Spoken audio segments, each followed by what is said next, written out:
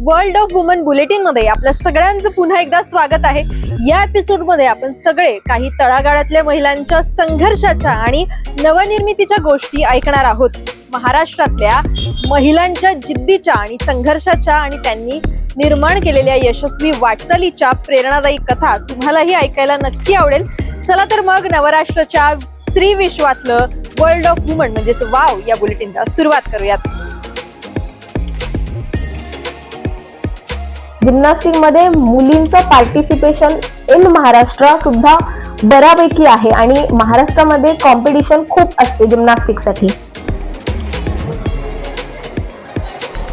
आतापर्यंत मला India book of record भेटलेला आहे। 51 गणपती मी 5 घंट्यात बनवलेले होते त्यामुळे, आणि एशिया बुक ऑफ रेकॉर्ड कारण मी 100 पेक्षा जास्त मुलांना शिकवलं।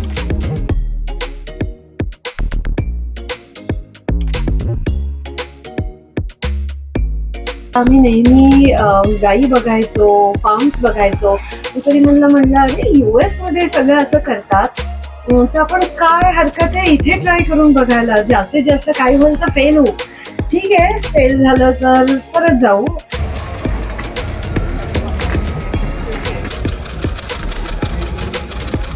वयाने जरी वाढली पण मी मनाने अजूनही तरुणच आहे, त्यामुळे अगदी यंग मुलींसोबत मी कुठल्या एक्झिबिशन मध्ये त्यांच्या बरोबरीने सर्व करत असते।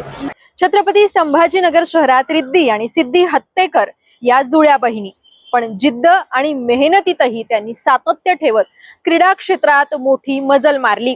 वयाच्या अवघ्या 5व्या वर्षापासून सुरू झालेला त्यांचा हा जिम्नॅस्टिकचा प्रवास आज तब्बल 14 वर्षांनंतर राष्ट्रीय स्तरावर जाऊन झळकत आहे।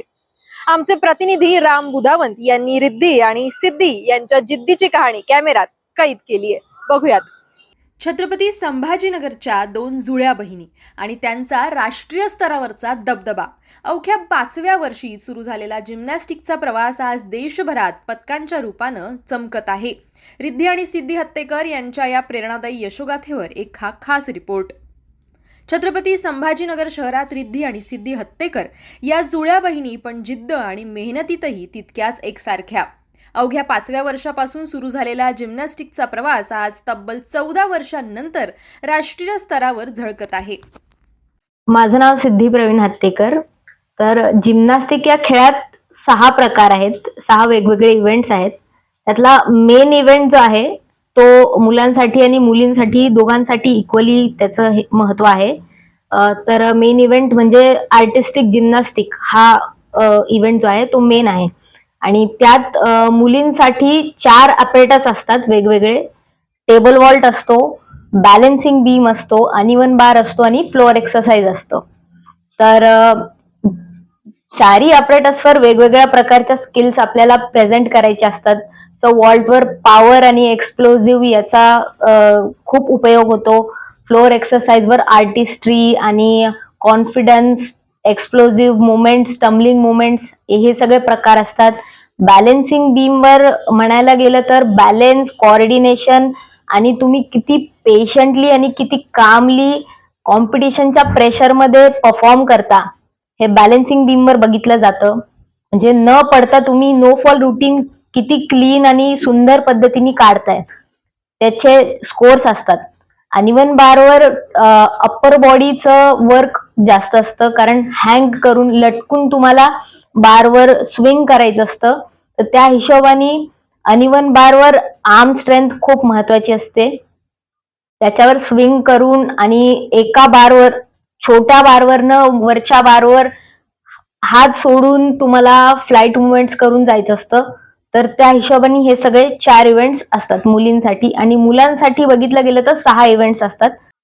माझ्या पॉइंट ऑफ व्ह्यूने बघायला गेलं तर जिम्नॅस्टिक हा खेळ थोडासा अवघड म्हणता येईल, किंवा यात इंजुरी रिस्क जास्त असते, कारण तुम्ही हवेत असतात तेव्हा फोर्स तुमच्या बॉडीचा पूर्ण तुम्हाला धरून ठेवायचा असतो, आणि तेवढ्याच फोर्सनी तुम्ही लँड खाली करणार आहात। तर त्या हिशोबाने तुम्हाला हवेत फिरून तुम्हाला स्वतःला सांभाळून तुम्हाला पायावरच सेफली लँड करायचंय। दुसरी गोष्ट अशी आहे की जिम्नॅस्टिकची प्रॅक्टिस स्किल अपग्रेड करायसाठी तुम्हाला फोम पिटची गरज असते। फोम पिट हा प्रकार असतो जिथे तुम्ही फोम असतात एका खड्ड्यात, तर त्यात फोम पिट असल्यामुळे तुम्ही लँड करताय, तुम्हाला इंजुरी रिस्क त्यात कमी असते. तो पार्ट आपल्याला फक्त शिकताना वापरता येतो. कॉम्पिटिशन इव्हेंटमध्ये तुम्हाला प्रॉपर ॲपरेटस जसे सेट करून ठेवलेले आहेत ऑफिशियली, त्याच्यावरच परफॉर्मन्स करावा लागतो.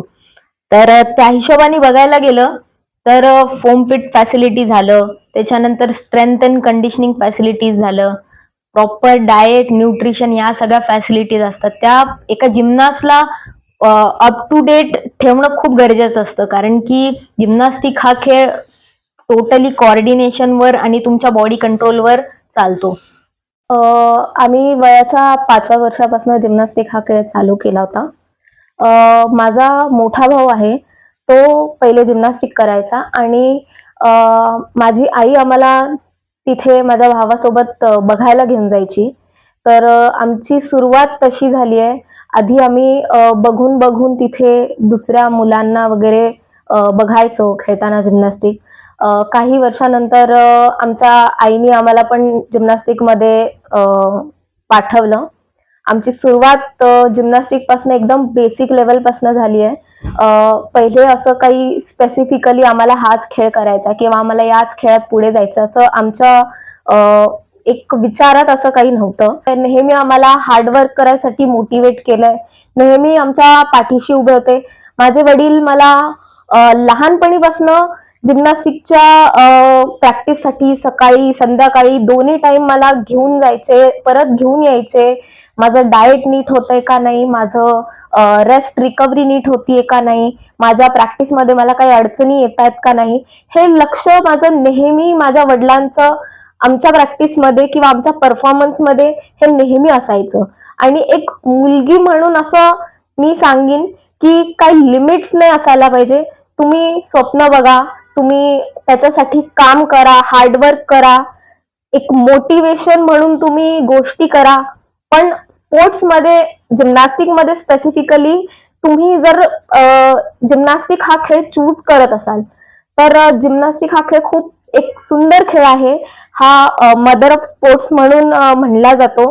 हा गेम तुम्ही बेसिक लेवलवरती जर जिम्नास्टिक चालू केलं तर तुम्ही तुमचा फिटनेस, तुमची फ्लेक्झिबिलिटी, स्ट्रेंथ, तुमची बॉडी मोबिलिटी वगैरे तुम्ही या सगळ्या गोष्टीत काम करू शकता. आणि जिम्नास्टिक जर तुम्ही बेसिक करून तुम्ही इतर कुठलाही खेळ खेळायला गेलात तर तुम्हाला कसलीही प्रॉब्लेम फिटनेस रिलेटेड किंवा कशीही अशी एक स्पोर्ट्समन म्हणून असं काही तुम्हाला त्रास कधी होणार नाही. जिम्नास्टिक हा खेळ मदर ऑफ स्पोर्ट्स असल्यामुळे जिम्नास्टिकमध्ये तुम्ही सगळ्या प्रकारची स्ट्रेंथ, फ्लेक्झिबिलिटी, कोऑर्डिनेशन आणि अशा भरपूर गोष्टी असतात ज्याच्यावर तुम्ही काम करू शकतात. आतापर्यंत 25हून अधिक राष्ट्रीय स्पर्धांमध्ये सहभाग आणि अनेक पदकांची कमाई.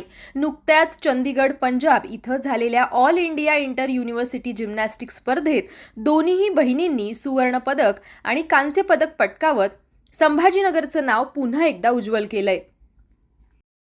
माझ्या दृष्टिकोनाने आजच्या काळात मुलींना इक्वल ऑपॉर्च्युनिटी भेटली पाहिजे. स्पोर्ट्स रिलेटेड म्हणता येईल किंवा अजून कोणत्या फील्डमध्ये सुद्धा म्हणता येईल. मोस्टली स्पोर्ट्सच्या बाबतीत बोलायचं झालं तर आधीच्या काळाची जी परंपरा चालत आली आहे त्या हिशोबाने असं मुलींना सांगितलं जातं की मुलींनी स्पोर्ट्स खेळू नये, कारण सेफ्टी कन्सर्न असतात. भरपूर पेरेंट्सच्या असं इक्वल ऑपॉर्च्युनिटी मिळत नाही भरपूर मुलींना, तर त्या हिशोबाने असं सांगितलं जातं की मुलींनी स्पोर्ट्स नाही केलं पाहिजे. बॉडीच्या हिशोबाने आणि ऍक्टिव्हिटीच्या हिशोबाने मुलींनी स्पोर्ट्स नाही केलं पाहिजे असं म्हणलं जातं. पण माझ्या हिशोबाने तर मी तर असं सांगेल की मुलींनी जेवढं जास्त होईल तेवढं स्पोर्ट्समध्ये पार्टिसिपेट केलं पाहिजे, कारण की इक्वल ऑपॉर्च्युनिटी आजच्या काळात मुलींना मिळायला चालू झालेल्या आहेत. आणि बघायला गेलं तर मुलांपेक्षा खूप जास्त परफॉर्मन्स मुलींचा आजच्या वेळेत येतोय. ऑलिम्पिकमध्ये पण बघायचं झालं तर मुलींचा परफॉर्मन्स बऱ्यापैकी चांगला आहे मुलांच्या पेक्षा. मेडलच्या हिशोबाने बघायला झालं किंवा परफॉर्मन्सच्या हिशोबाने बघायला झालं, हा मुलींचा जो एक पॉइंट होता तो खूप वाढलेला आहे मेडल आणि परफॉर्मन्सच्या बाबतीत आधीच्या काळापासून आतापर्यंत बघायला गेलं तर. मोठा भाऊ जिम्नॅस्टिक करताना पाहून या दोघींनाही या खेळाची गोडी लागली आणि मग सुरू झाला संघर्ष, सराव आणि सातत्याचा प्रवास. या प्रवासात अनेक अडचणी आल्यात, दुखापती सुद्धा झाल्यात, सराव थांबवावा सुद्धा लागला, पण देशासाठी काहीतरी करण्याची जिद्द कधीच कमी झाली नाही. मला जास्तीत जास्त मेडल्स घ्यायचेत भारतासाठी, आणि भारताचं नाव एक इंटरनॅशनल प्लॅटफॉर्मवर जिम्नॅस्टिकमध्ये अजून त्या लेवलवर गेलेलं नाहीये. पण मला माझी इच्छा आहे की मला माझ्या देशासाठी इंटरनॅशनल लेवलवर मेडल काढायचंय. या यशामागे आई वडील आणि प्रशिक्षकांचं मोलाचं योगदान आहे. त्यांच्या पाठिंब्यामुळेच हा प्रवास शक्य झाल्याचं रिद्धी आणि सिद्धी सांगतात. भारतासाठी आंतरराष्ट्रीय स्तरावर खेळण्याचं आणि देशाचा झेंडा अभिमानानं उंचवण्याचं त्यांचं स्वप्न अजूनही त्या जगत आहेत. छत्रपती संभाजीनगरच्या या जुळ्या बहिणी आज हजारो मुलींसाठी प्रेरणा बनत आहेत. जिद्द, मेहनत आणि चिकाटी असेल तर यश नक्की मिळतं, हेच रिद्धी आणि सिद्धी यांनी पुन्हा एकदा सिद्ध केलंय. स्त्री म्हणजे एक सृष्टीच आणि पर्यावरण म्हणजे तिचंच विस्तारित रूप. दोघेही सृष्टीच्या मुळाशी असलेल्या जीवन देणाऱ्या आणि टिकवणाऱ्या शक्ती. अकोल्यातील पूर्वा बगळेकर हिनं सुद्धा आपल्यातली शक्ती ओळखली आणि ती ओळखत आपल्यातल्या कलेला जिवंत ठेवलं. 5 तासात 51 पर्यावरणपूरक गणेश मूर्ती बनवण्याचा विक्रम पूर्वा हिनं केला. तिचं नाव एशिया बुक ऑफ रेकॉर्ड मध्ये सुद्धा नोंदवलं गेलंय. पूर्वाची कहाणी आपल्यासाठी घेऊन आल्या आहेत आमच्या प्रतिनिधी प्रियंका जाधव. बघूयात. अवघं 11 वर्षांचं वय, पण कामगिरी मात्र थक्क करणारी. 5 तासात 51 शाडू मातीच्या गणेश मूर्ती तयार करून इंडिया बुक ऑफ रेकॉर्डमध्ये नाव आणि आशिया बुक ऑफ रेकॉर्डमध्ये ग्रँड मास्टर हा मानाचा किताब. अकोल्यातल्या पूर्वा बगळेकर या चिमुकलीची ही प्रेरणादायी कहाणी. अकोल्यातल्या अवघ्या 11 वर्षांची पूर्वा बगळेकर छोट्या वयातच मोठा विक्रम आपल्या नावावर करतीये. मी आतापर्यंत इंडियामधले जे थोर पुरुष असतात त्यांचे जे ड्रॉइंग असतात ते पिंपळाच्या पानावर त्यांचे ड्रॉइंग काढते, आणि मी गणपतीची मूर्ती बनवू शकते, आणि सध्या मला बाबा पण ह्युमन फिगर्स बनवायला पण शिकवत आहेत, आणि सुपर लाईट क्ले नावाची एक क्ले असते त्याने पण मी वेगळे वेगळे स्कल्पचर्स बनवते. आणि हा छंद मला तेव्हा लागला जेव्हा मी 6 to 7 इयर्सची होती. काय झालं की मी माझ्या आईबाबांसोबत मोरणा नदीवर बस विजिटसाठी गेली होती, आणि मग तिथे मला गणपती दिसले होते. त्यांची जी मूर्ती होती ती प्लॅस्टर ऑफ पॅरिसची बनलेली असल्यामुळे ती पाण्यात विरघळली नव्हती, पण त्यांचे हातपाय पूर्ण इकडे तिकडे असे पडलेले होते, आणि मी आधीपासून खूप इमोशनल होते. मग मी ते झाल्यानंतर 1 महिनाभर त्याची रिसर्च केली की ते का होत आहे, त्यानंतर त्याचा उपाय काय आहे, आणि मग मी माझी एक नवीन संकल्पना सुरू केली ज्याचं नाव आहे ट्री गणेशा. आणि यामध्ये आपण नॉर्मल शाडू मातीचे गणपती बनवून त्यावर कुंदनपेक्षा आपण सिम्पली बियांचं सजावट करतो त्यावर. अवघ्या 5व्या वर्षी पूर्वानं हा प्रवास सुरू केला. विसर्जनाच्या दिवशी नदीकाठी पडलेल्या मूर्ती पाहून तिचं मन हेलावलं आणि त्याच क्षणी तिनं ठरवलं फक्त पर्यावरणपूरक गणेश मूर्तीच बनवायच्या. पूर्वाच्या मूर्तींमध्ये खास गोष्ट आहे की प्रत्येक शाडूच्या गणपतीत ती एक बीज ठेवते, जेणेकरून मूर्ती विरघळल्यानंतर त्याच ठिकाणी एक झाड उगवेल. आणि मी इंडियन नॉलेज सिस्टम आणि पर्यावरण परिषदच्या अंतर्गत आतापर्यंत 150+ वर्कशॉप घेतलेले आहेत, आणि 60,000+ मुलांना पण शिकवलेलं आहे. आणि पर्यावरण परिषद मध्ये पण मला खूप चांगल्या चांगल्या संकल्पना भेटल्या, जसं की इको ब्रिक झालं. यामध्ये नॉर्मल आपल्या घरात जे प्लास्टिकच्या बॉटल असतात त्यामध्ये आपण जे पॉलिथिन असतात ते एकदम मस्त कम्प्रेस करून त्यात भरावे लागतात, सो दॅट ते ॲज अ ब्रिक यूज करू शकतो आपण. ते घर बनवण्यात यूज होऊ शकते, त्यानंतर डॉग हाऊस बनवण्यासाठी यूज होऊ शकते. खूप बरेचसे यूज असतात त्याचे. फक्त स्वतःपुरतंच मर्यादित न राहता पूर्वा आता इतरांनाही शिकवत आहे. आतापर्यंत 50 ते 60 शाळांमध्ये कार्यशाळा आणि 8 ते 10,000 विद्यार्थ्यांना प्रशिक्षण. यासोबतच पूर्वाचा आणखी एक छंद म्हणजे पिंपळाच्या पानावर थोर पुरुषांची चित्र रेखाटणं. या चित्रांची प्रदर्शनी सुद्धा ती भरवते. या सगळ्यातून मिळालेल्या पैशांचा उपयोगही तितकाच खास आहे. रस्त्यांवरच्या कुत्र्यांचं संगोपन आणि गोशाळांना मदत सुद्धा पूर्वा करते. आणि मी इंडियन नॉलेज सिस्टम आणि पर्यावरण परिषदच्या अंतर्गत आतापर्यंत 150+ वर्कशॉप घेतलेले आहेत, आणि 60,000 प्लस मुलांना पण शिकवलेलं आहे. आणि पर्यावरण परिषद मध्ये पण मला खूप चांगल्या चांगल्या संकल्पना भेटल्या, जसं की इको ब्रिक झालं. यामध्ये नॉर्मल आपल्या घरात जे प्लास्टिकच्या बॉटल्या असतात त्यामध्ये आपण जे पॉलिथिन असतात ते एकदम मस्त कम्प्रेस करून त्यात भरावे लागतात, सो दॅट ते ॲज अ ब्रिक यूज करू शकतो आपण. ते घर बनवण्यात यूज होऊ शकते, त्यानंतर डॉग हाऊस बनवण्यासाठी यूज होऊ शकते. खूप बरेचसे यूज असतात त्याचे. पूर्वाच्या या प्रवासात आई वडिलांचा भक्कम पाठिंबा आहे. छंद जोपासताना कधीच अडथळा आणला नाही, उलट प्रत्येक टप्प्यावर साथ दिली. आज पूर्वा एकच ध्येय ठेवून काम करतीये. जोपर्यंत घराघरात शाडू मातीचे गणपती दिसत नाहीत तोपर्यंत तिच्या कार्यशाळा अशाच सुरू राहणार आहेत. पूर्वासारख्या चिमुकलीचं काम बघून प्रत्येकानं एक पाऊल पुढे टाकण्याची गरज आहे. छोट्या वयात मोठा विचार आणि मोठ्या बदलाची ही सुरुवात आहे. भारतातली व्यक्ती अमेरिकेत जाऊन तिथं शेत विकत घेऊन त्या शेतात चुलीवरचा स्वयंपाक काय करते आणि त्या स्वयंपाकाचे शेती करतानाचे व्हिडिओ इतके लोकप्रिय होतात की त्यांना व्लॉग्स काय बनवावे लागतात. आपल्यापैकी अनेक जण कदाचित त्यांना ओळखत सुद्धा असतील. किरण पाटील या व्लॉगर विषयी मी बोलतीये. पाटील कुलकर्णी फार्म US या नावानं त्यांनी आजपर्यंत अनेक YouTube ब्लॉग बनवलेले आहेत. ते प्रसिद्धही झालेले आहेत. मराठमोळ्या नऊवारी साडीमध्ये शेतात काम करून तिथं वेगवेगळी पिकं घेऊन त्याच पिकांचे पदार्थ बनवणाऱ्या किरण पाटील यांच्याशी संवाद साधलाय माझ्या सहकारी प्रतिभा चंद्रन मॅडम यांनी. परवा काय झालं की माझ्या एका मुंबईत राहणाऱ्या मैत्रिणीचा मला फोन आला. ती म्हणाली, प्रतिभा, एक छान शेत घ्यायचंय आणि शेतात राहायचंय.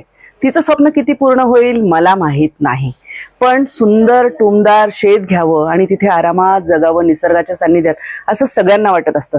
हे स्वप्न कदाचित भारतात पूर्ण करता येऊ शकतं, पण भारतातली व्यक्ती अमेरिकेत जाऊन शेत घेऊन तिथे चुलीवरचा स्वयंपाक करते असं जर मी तुम्हाला सांगितलं तर तुम्हाला विश्वास बसेल का?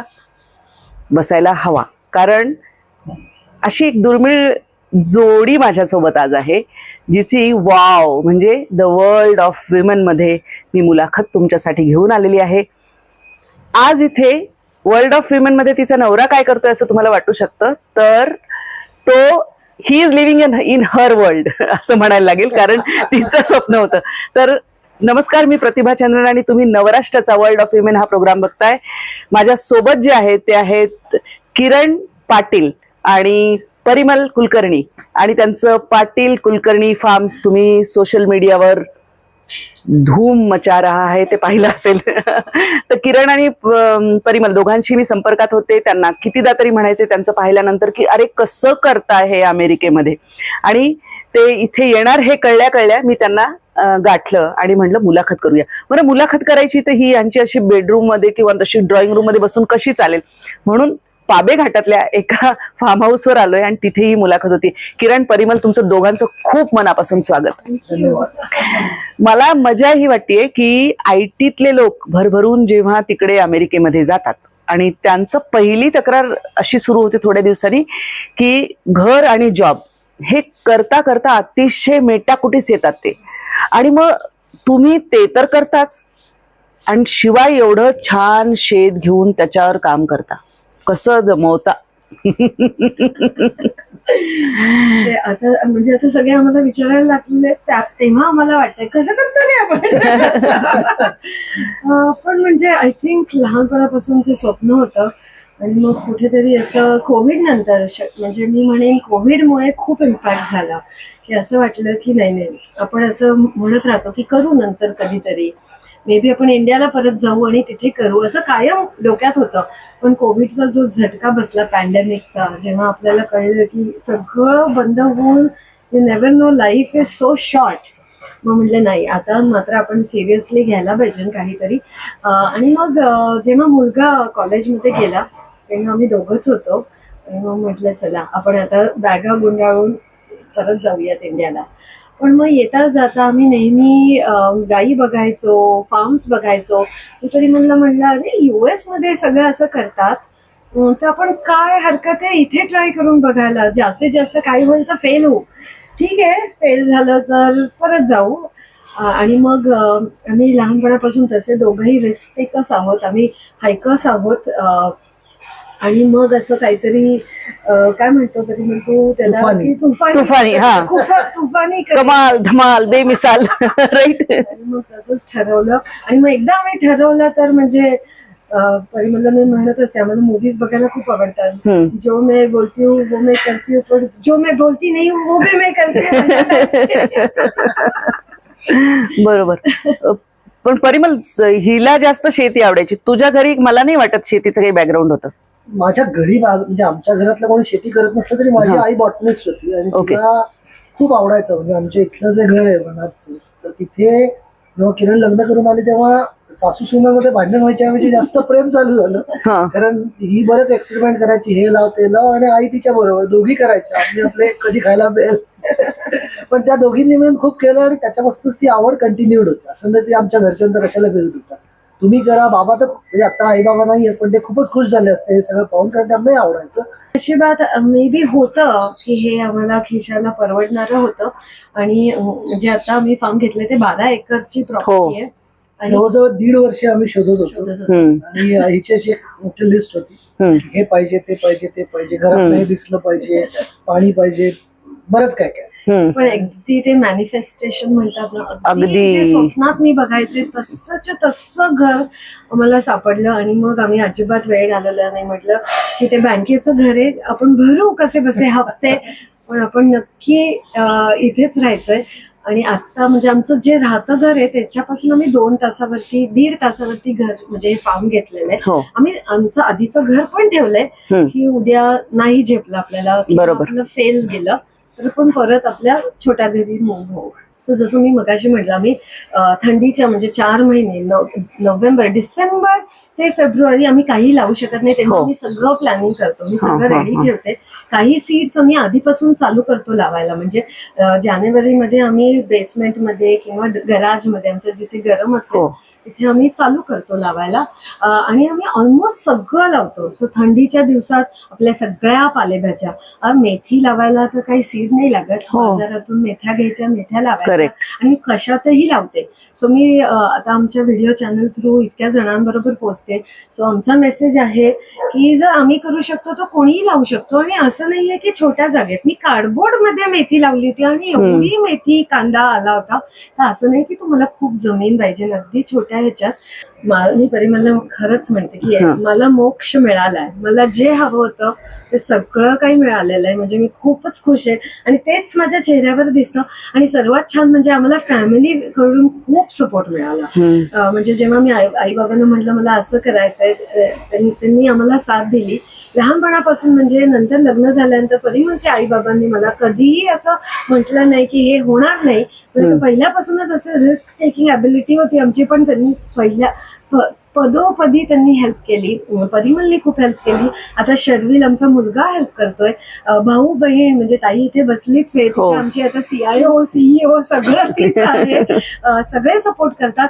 पुढे म्हणजे विजिबिलिटी असं आहे की जमेल तेवढ्या लोकांना. आम्हाला लक्षात आलंय की आता सगळे लोक आम्हाला ओळखायला लागले. So why not if we still tell people की आम्ही नॉर्मल हाडामासाचे तुमच्यासारखेच लोक आहोत, पण if we can do it you can do it to.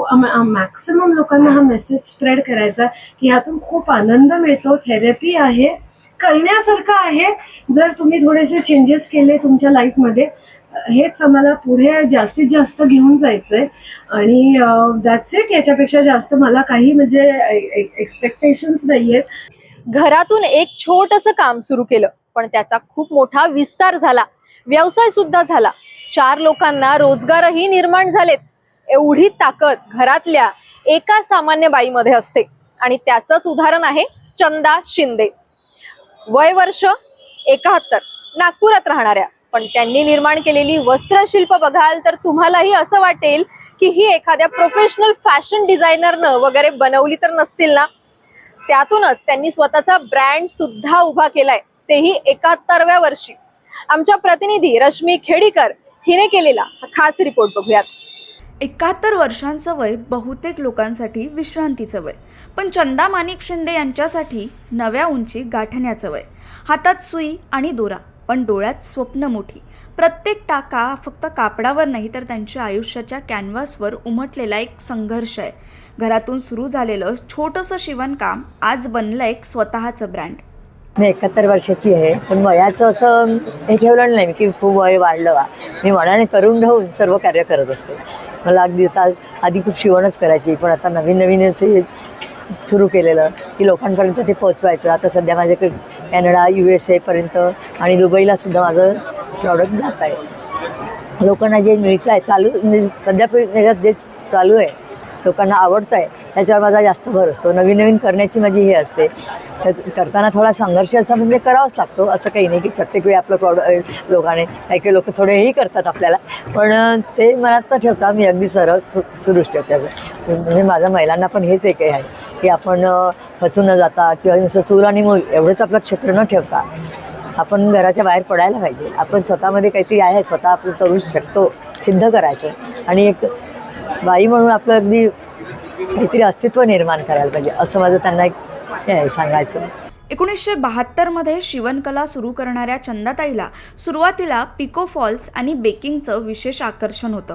त्या काळात त्यांनी बेकिंग क्लासेससुद्धा घेतले, परंतु गेल्या 15 वर्षांपासून त्यांनी शिवणकलेत क्रिएटिव्हिटी आणली आणि कापडापासून बनवले सुंदर दाराचे तोरण, चटया, गणपती आणि महालक्ष्मी बॅकग्राऊंड कापड अशा विविध वस्त्रशिल्पांची निर्मिती केली. त्यांच्या या अद्भुत कलेला लोकांचा प्रचंड प्रतिसाद मिळाला. सोशल मीडियावर त्यांचे काम प्रसिद्ध होऊ लागले आणि हळूहळू ते 7 समुद्रापार म्हणजेच कॅनडा, अमेरिका अशा देशांमध्ये पोहोचले. आज जिजाऊ कलेक्शन त्यांचा ब्रँड म्हणून ओळखला जातो. पिको फॉल कपडे सर्व म्हणजे अगदी आता शिवायची, पण आता हे 15 वर्षापासून अगदी वेगवेगळ्या वस्तूंचं असं नवनवीन सुरू केलेलं. जसं म्हणजे ना कस्टमरला हवं असतं, नवीन जे निघतं चालत आहे सध्याची परिस्थिती त्यावर मी जास्त भर देते आणि यात मला घरातून पूर्ण सपोर्ट आहे. माझी सुनबाई मला 24 आवर्स अवेलेबल असते, तिच्याकडेच आहे. महिलांनी चूल आणि मूल एवढंच आपलं हे नाही ठेवायचं. चंदाताई आजही एक सक्रिय बिझनेस विमेन आहेत. विविध ठिकाणी एक्झिबिशन्स आयोजित करतात आणि नागरिकांचा उत्साही प्रतिसाद मिळवतात. त्यांचे म्हणणे आहे, वय वाढलं असलं तरी मनाने आणि विचारांनी अजूनही तरुण आहेत. त्यांना लोकांसोबत जुळवायला, त्यांचे कनेक्शन्स तयार करायला खूप आवडतात. या प्रवासात त्यांच्या कुटुंबांनी त्यांना खंबीर आधार दिला आणि त्यांच्या सुनेनी त्यांच्या स्वप्नांना पंख दिले. आज त्या केवळ एक उद्योजिका नाहीत, त्या एक उदाहरण आहेत की जर मनात जिद्द असेल तर कोणतंही वय तुम्हाला थांबवू शकत नाही. तर त्यांनी आपली भरारी घ्यायची, उंच करायचं, स्वतःला काही सिद्ध करायचं, स्वतःबद्दल काहीतरी हे ठेवायचं की मी एक काहीतरी आहे करून दाखवायचं. आणि मला तेच आहे की मी असं काही नुसतं हे बसून राहायचं की आता हे घरातून पूर्ण निवृत्त झाल्यासारखं मी सोडून दिलं आहे. बायांच्या याच्यावर घर असं काही नाही, पण मस्त बिलकुल बिनधास्त ती सर्व करत असते. असं काही वय नाही, वयाने जरी वाढली पण मी मनाने अजूनही तरुणच आहे. त्यामुळे अगदी यंग मुलींसोबत मी कुठल्या एक्झिबिशनमध्ये त्यांच्या बरोबरीने सर्व करत असते. माझ्या याचं ब्रँडचं नाव जिजाऊ कलेक्शन. इंस्टावर पण माझं पेज आहे आणि माझे संपर्क खूप, मला लोक जुळवायला खूप आवडतात. कुठेही गेली अगदी बोलू नये, साध्या बसस्टॉपवर असलं तरी पण माझे लोक जुळतात.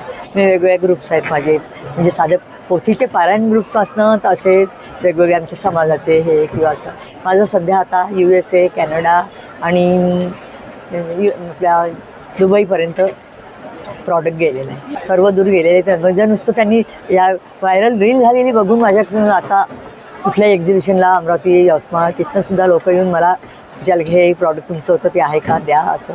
आणि एकाने दुसऱ्याला दाखवलं की तिकडे ते ती माझी सुनबाई मला सारखे म्हणजे वेगवेगळे नवीन आयडिया देत असते. त्यातही मग मी असं वेगळं काही असं ॲड करून सुरू असतं. त्यामुळे ते असं चालतं अगदी असं. त्यामुळे मला करण्यात उत्साह येतो आणि सर्व अगदी असं भरून कौतुक करतात. मग जरा भरारी येते, असं वाटतं की आपण केलं पाहिजे काहीतरी. वय फक्त एक आकडा असतो म्हणतात आणि ते खरं करून दाखवलंय चंदा माणिक शिंदे यांनी. 71 वर्षांच्या असतानाही त्या अजूनही स्वप्न विणतात धाग्यांनी आणि मेहनतीने. शिवणकाम म्हणजे फक्त व्यवसाय नाही तर त्यांचं पॅशन आहे, त्यांची ओळख आहे. त्याच प्रत्येक महिलेसाठी एक प्रेरणा आहेत.